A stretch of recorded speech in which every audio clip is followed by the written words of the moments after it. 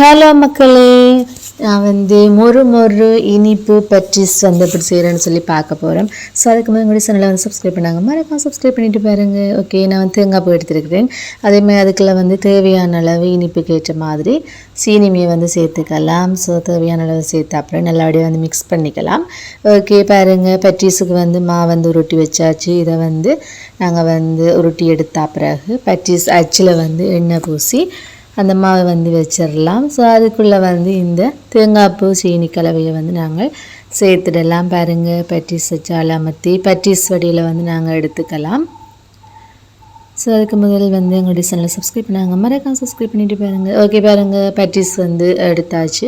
இதை நீ பொரிச்சு எடுத்துடலாம். எண்ணெயுமே சூடாகிட்டுது, ஒன்றுண்டா போட்டு பொரிச்சு எடுத்துடலாம். பாருங்கள், மொறு செம டேஸ்டியான ஒரு இனிப்பு பட்டிஸ் ரெடி ஆகிட்டுது.